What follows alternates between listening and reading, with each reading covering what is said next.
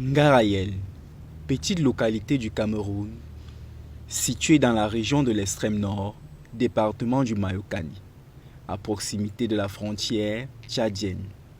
Ce village fait partie de la commune de Kaélé et du canton de Lara. Ngarayel date depuis plus de 2 siècles, et ce sont les Peuls qui ont donné le nom de Ngaraye. Ngaraye a eu pour nom la provenance les Peuls venant de Pété, Bogo, Dargala. On les appelle les Peuls Ngara. C'est pour cela que ils sont venus en transhumance dans cette zone-là, et d'où le nom de Ngarayel. C'était des pasteurs Peuls. Mais au départ, c'était des hameaux, il n'y avait pas un chef qui les guidait, mais c'était des gens, des allogènes qui passaient. Bon. Donc, comme ils étaient nombreux, il fallait donc trouver quelqu'un pour les encadrer. Donc le premier chef, c'était mon grand-père Dalil, le père de mon père, qui était basé à Guépore, de l'autre côté du Mayo. Et il commandait partant de là jusqu'à Ngaraïl à l'heure actuelle. Donc après sa mort, Guépore est resté Guépore, et Ngaraïl est devenu un autre quartier, un autre village. À ce moment-là, c'est Fa, le grand-père, dont le frère à mon grand-père David, qui est donc resté chef là-bas. C'est lui qu'on a intronisé comme chef. Fa. Après la mort de Fa, c'est Ngoba, Lawan Ngoba, le père de l'actuel chef de Gaban, même entièrement là. Lui aussi il est resté là pendant longtemps, plus de 70 ans. C'est après sa mort, c'est même pas après sa mort, quand le Lawan de ce côté est décédé, lui il est venu ici de ce côté, et c'est mon père qui l'a remplacé à Ngaraï comme chef de 3e degré du village Ngaraï. Mais tout ça, ce n'était pas encore reconnu de façon officielle. Contrairement à ce que bon nombre d'habitants du Mayokani peuvent penser, ou même de ceux de ce village, Ngarayel ne fait pas partie de Gaban. Moi, j'ai pris la relève à partir de 2005. Ça fait à l'heure actuelle 20 ans que je suis là comme chef de 3e degré du village Ngaraï. Et en fait, Ngaraï, c'est un village à part. Ça dépend du canton de Lara, donc du lamido de Lara.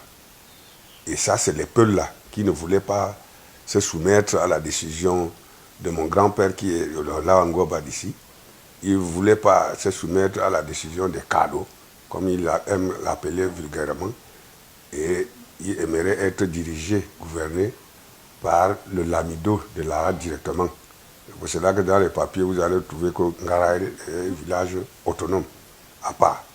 Mais par souci de paix, de commodité avec les autres parents, c'est pour cela que moi, je préfère vivre en harmonie avec le reste des villages environnants. Nous sommes là, en plein début de saison pluvieuse. Les deux villages qui cohabitent préparent les semis. Des grands espaces cultivables, en perte de vue, reçoivent les premiers coups de labour.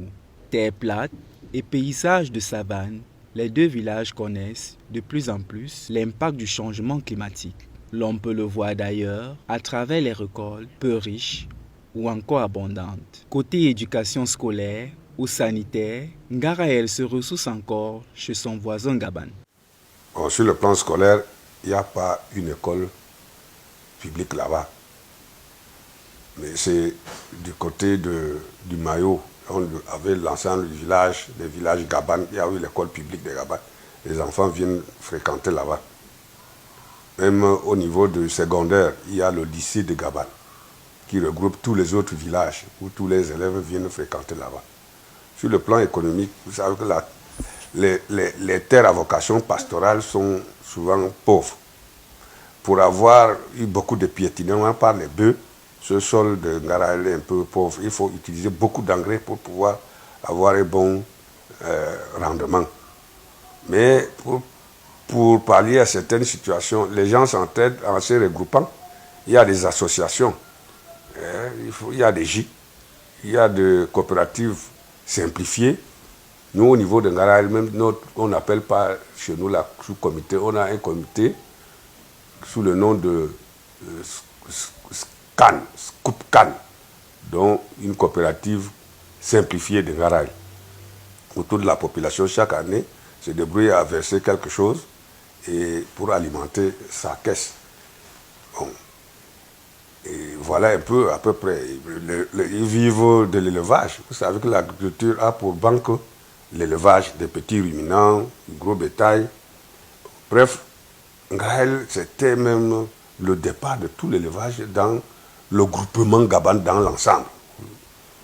C'est là où on trouve beaucoup d'éleveurs dans le temps. Bon, à l'heure actuelle, l'effectif a diminué.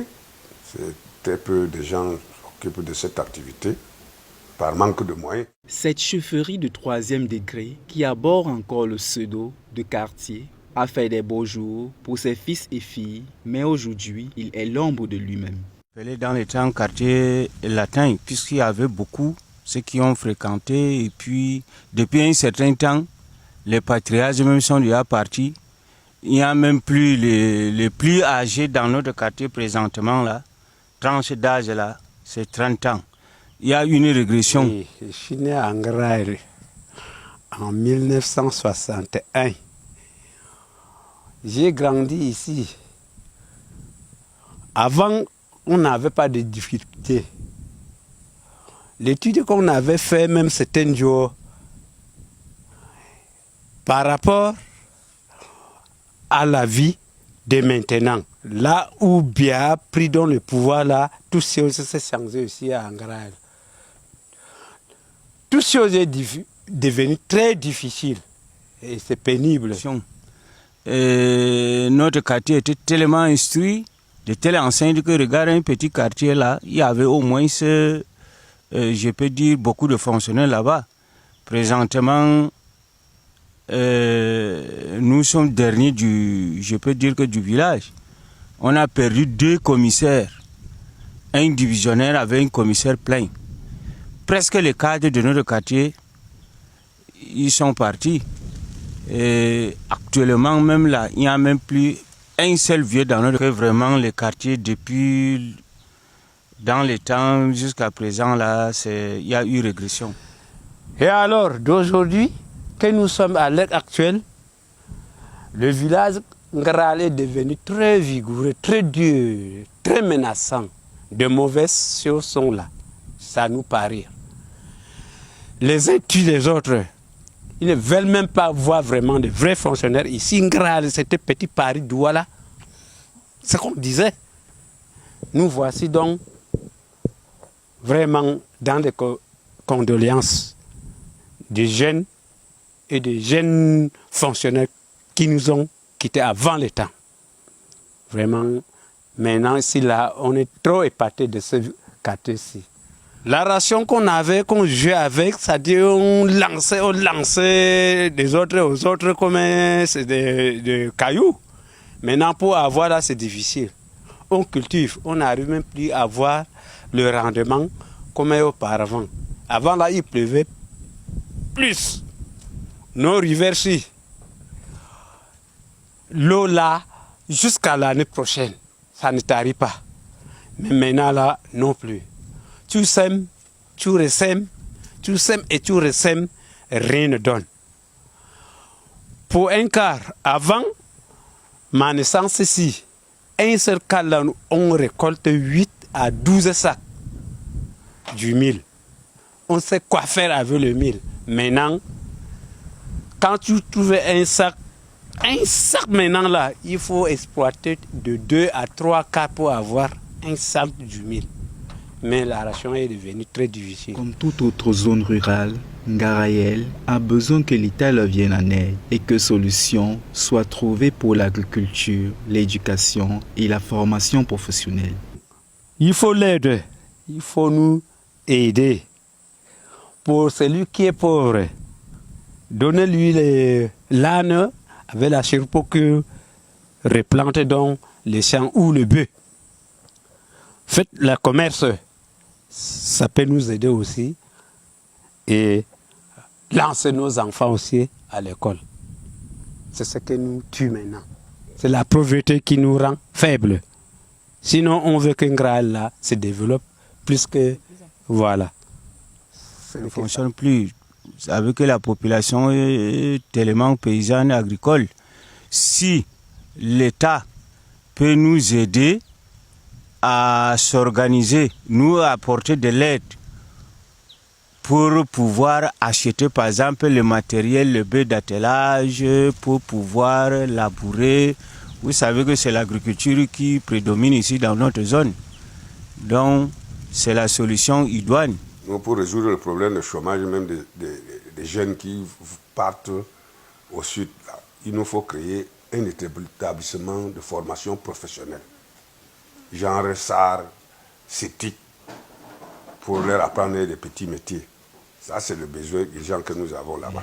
Il faut tout de même préciser que, malgré les difficultés auxquelles fait face le village, l'espoir est tourné vers ces tout-petits.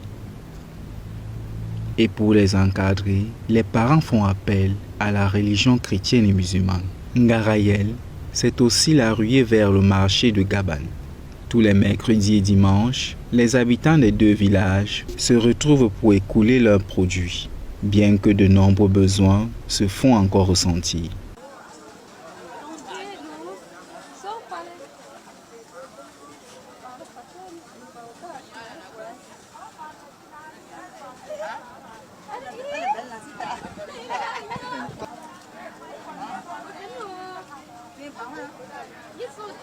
Fali waya uyasam raka kal no marché de Gaban man dalu ko danki fali waya danki ga uya dan wala ya mane lele de ko daru. En Garayel, les femmes ne sont pas en reste. Malgré les nombreuses difficultés associatives, elles continuent à se battre et espèrent qu'un jour tout ira bien et que l'association des femmes reverra le jour. Alo dongba no man mer balego arjin bloqué le doyon après taona ruteo o som kolego ma baewo toka ndijin go ra don na no bana ra don ya be dinya ruga hin de no me ngara le ya rudong te wura ba ga hin nan nu wara hin go ya je ka rugin wa da don ne nan nu go fa ru ten ma no da ten no ne utia go rudong ma zin ma wa di na ra na no ya ga no ma go rudong ga no ba ya ngara uguru du baza go fe ya fa mo dong je dang ru pa tok tok ya fa mo dong je dang ulan kira ya go ne problem ki go nga se zama mo zora him gi mo la ra za ra tan problem ki go nga bo ko fa bu ngara al go ya fe mo dira ru ga gatte ru ga tu dang ru galante ru ya ru fan wo ma wa ya ru fan wo ma bi tin rum bi no ya. Si le village est réputé pour un taux élevé de personnes en âge avancé, en Garayel, il existe plus de jeunes que de vieilles personnes, ce qui impacte fortement sur l'écoute des conseils.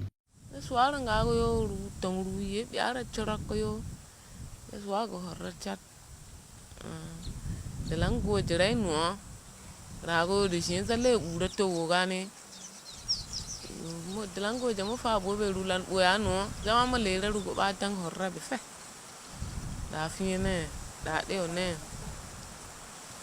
de fa dong ba go ya.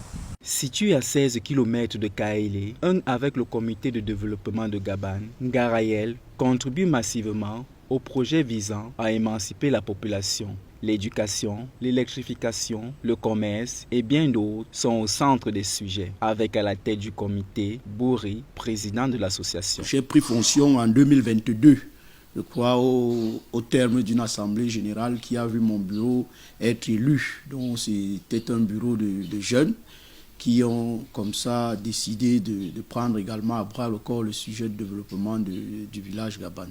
Donc Dès mon entrée en fonction, il y a une feuille de route qui avait été bien définie. Il s'agissait de suivre un certain nombre de projets, parmi lesquels le dossier d'électrification du village, et puis également la poursuite de la lutte contre les pachydermes qui menacent chaque année les récoltes de nos populations. Et il y avait également le projet du suivi du pont, la construction du pont, puisque notre pont était défectueux. Il fallait, n'est-ce pas, essayer de signaler aux autorités compétentes pour qu'une solution puisse également être trouvée. On a construit la ligne de Lara jusqu'ici et on a attendu longtemps pour que l'électricité vienne. Ce n'est toujours pas venu. Les poteaux même ont été enlevés et même le fil électrique. La troisième fois, on est venu, on a construit encore la ligne, on a même mis des compteurs dans des concessions, comme là, maintenant, là. Jusqu'à ce que la lumière a brillé pour 2 secondes, pour l'essai. Mais c'est reparti jusqu'à nos jours. Voilà, ça c'est la 4e fois.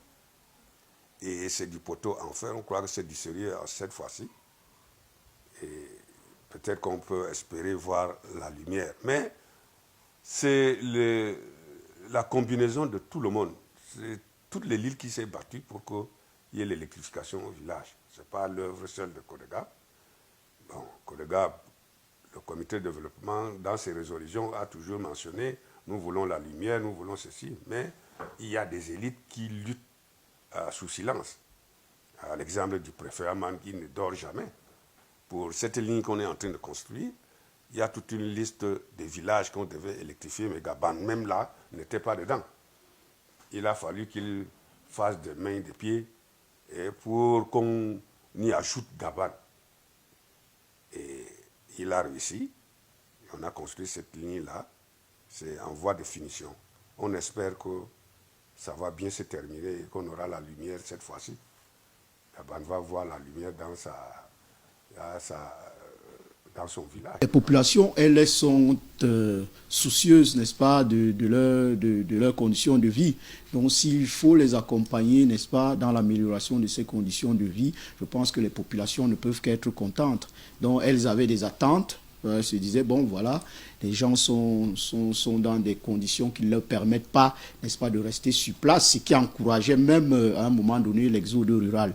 Mais avec les efforts qui sont constamment mis en exergue chaque année, les populations ont compris que sans elles, nous ne pouvons véritablement pas, n'est-ce pas, amorcer le développement de leur village. Donc c'est avec la contribution de ces populations que nous essayons, n'est-ce pas, de faire le mieux que nous pouvons pour que ces populations puissent être vraiment contentes et décident comme ça de rester sur place au village en développant des petites activités économiques pour leur suivi. Les habitants de ce village n'ont pas perdu les méthodes ancestrales de construction et d'aménagement des habitats. Cependant, les greniers construits dans le temps se font rares. Dans les terrasses ou espaces reposants appelés donki, on retrouve encore des canaries au vase servant de conservation d'eau, un récipient qui rafraîchit l'eau en toutes les saisons et ne donne point envie à avoir un frigo moderne des zones urbaines. Les coins d'eau, bien que pas en manque, font parfois face à un entretien. Les points de ravitaillement ne manquent pas dans les quartiers.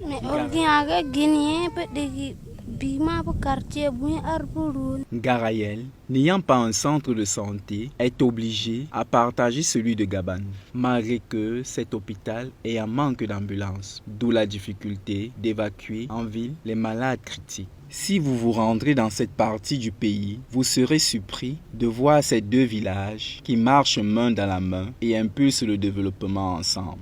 En attendant que la manne vienne d'ailleurs, Garayel et Gaban sollicitent toujours de l'aide de ces élites et de ces jeunes pour faire sortir leur village de la promiscuité.